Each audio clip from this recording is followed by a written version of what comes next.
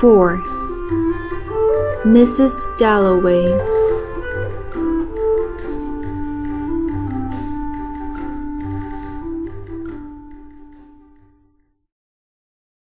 She has come to help Richard get ready for the party, but Richard does not respond to her knock. She knocks again, harder, then quickly, nervously unlocks the door. The apartment is full of light. Clarissa almost gasps at the threshold. All the shades have been raised, the windows opened. Although the air is filled only with the ordinary daylight that enters any tenement apartment on a sunny afternoon, it seems in Richard's rooms like a silent explosion. "Richard!" Clarissa calls.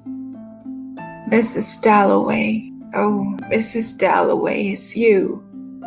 She rushes into the other room and finds Richard still in his robe, perched on the sill of the open window, straddling it, with one emaciated leg still in the apartment and the other, invisible to her, dangling out over 5 stories. "Richard," she says sternly, "get down from that." "It's so lovely out," he says. "What a day."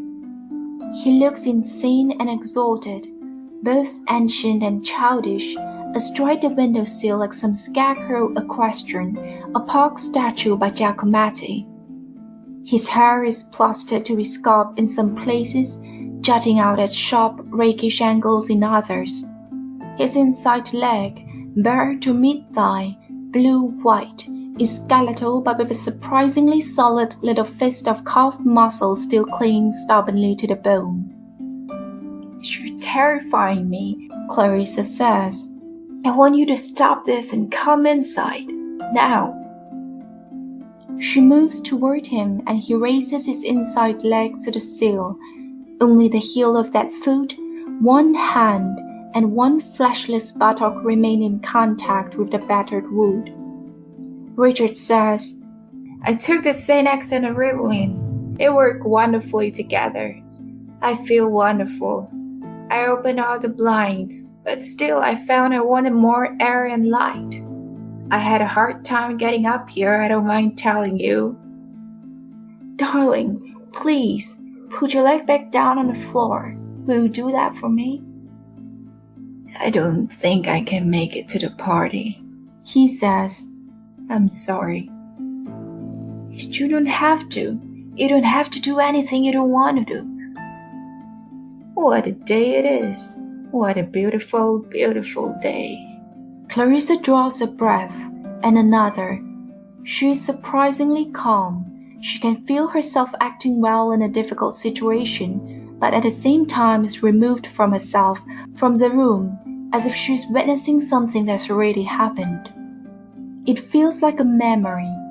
Something within her, something like a voice but not a voice, an inner knowledge all but indistinguishable from the pump of her heart, says, "Once I found Richard sitting on a window ledge 5 stories above the ground."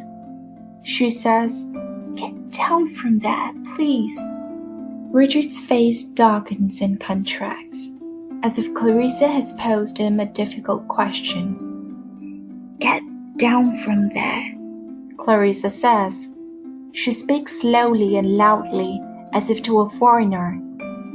Richard nods and does not move. His ravaged head, struck by full daylight, is geological. His flesh is as furrowed and pocked, as runneled as desert stone. He says, "I don't know if I can face this. You know, the party and the ceremony, and then the hour after that, and the hour after that." "You don't have to go to the party. You don't have to go to the ceremony. You don't have to do anything at all." "But there's still the hours, aren't there? One and then another, and you get through that one and then, my God, there's another. I'm so sick." "You'll have good days still. You know you do." "Not really. It's kind of you to say so. But I've felt it for some time now, closing around me like the jaws of a gigantic flower. Isn't that a peculiar analogy? It feels that way, though.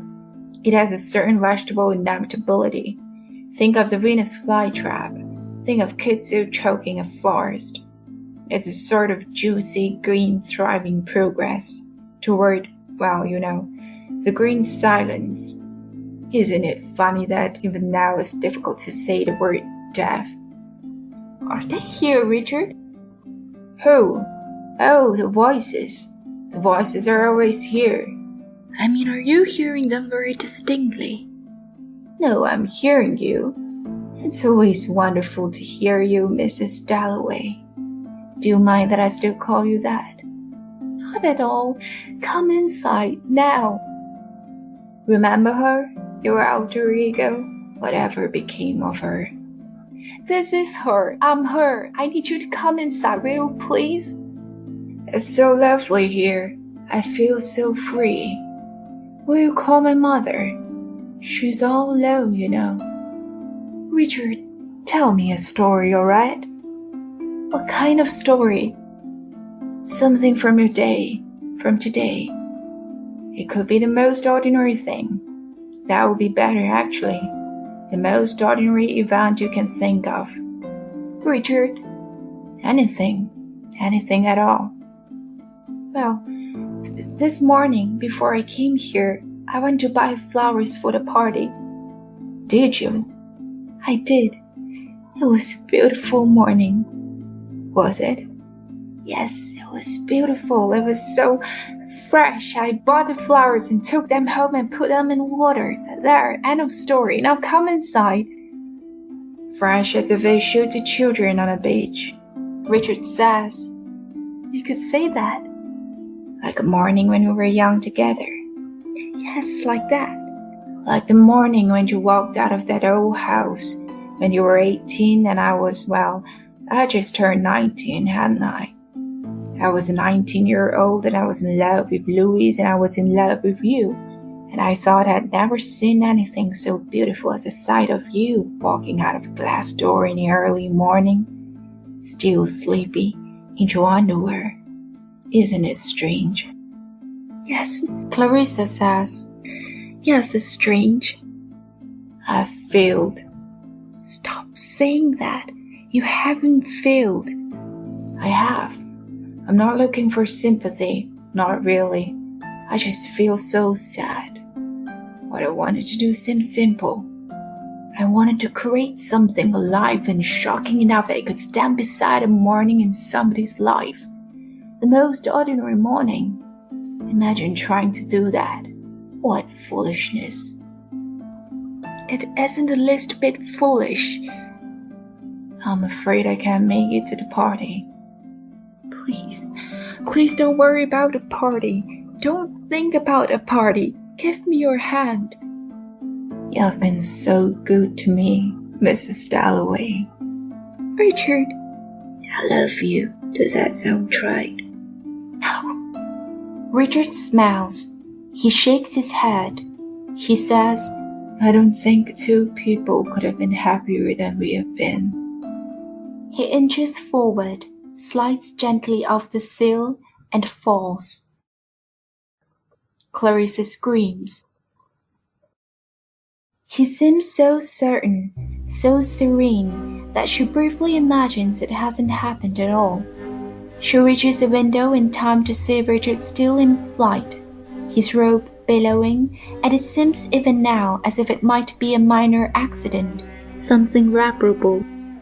She sees him touch the ground 5 floors below, sees him kneel on the concrete, sees his head strike, hears the sound he makes, and yet she believes, at least for another moment, leaning out over the sill, that he will stand up again, groggy perhaps, winded, but still himself, still whole, still able to speak. She calls his name once. It comes out as a question, far softer than she'd meant it to. He lies where he fell, face down, the rope thrown up over his head and his bare legs exposed, white against the dark concrete. She runs from the room, out the door, which leaves open behind her. She runs down the stairs. She thinks of calling for help, but doesn't. A door in the shadow of the stairwell, narrower than the others, leads outside, down a flight of broken cement stairs to the place where Richard is. She knows even before she descends these last stairs that he is dead. His head is lost among the folds of the robe, but she can see the puddle of blood, dark, almost black, that has formed where his head must be. He is still wearing the grey felt slippers she bought for him. She kneels beside him, puts a hand on his inert shoulder. Gently, very gently, as if she fears waking him, she pulls the rope down from around his head. All she can make sense of in a glistening mass of red, purple, and white are his parted lips and one open eye. She realizes she has made a sound, a sharp exclamation of surprise and pain. She covers his head again with the robe. It ends here then, on a pallet of concrete, under the clotheslines, amid shards of glass. She runs her hand, gently, down from his shoulder along the frail curve of his back. Guiltily, as if she's doing something forbidden, she leans over and rests her forehead against his spine while it is still, in some way, his, while he's still in some way Richard Worthington Brown. She can smell the stale flannel of the robe, the whiny sharpness of his unbathed flesh. She would like to speak to him, but can't. She simply rests her head lightly against his back. If she were able to speak, she would say something, she can't tell what exactly, about how he has had the courage to create, and how, perhaps more important, he has had the courage to live singularly, over the decades, against all reason. She would talk to him about how she herself, Clarissa, left him in return, left him enormously, but left him on a street corner over 30 years ago. And really, what else could she have done? She would confess her desire for a relatively ordinary life, neither more nor less than what most people desire, and to how much she wanted him to come to a party and exhibit his devotion in front of her guests. She would ask his forgiveness for shying away, on what would prove to be the day of his death, from kissing him on the lips, and for telling herself she did so only for the sake of his health.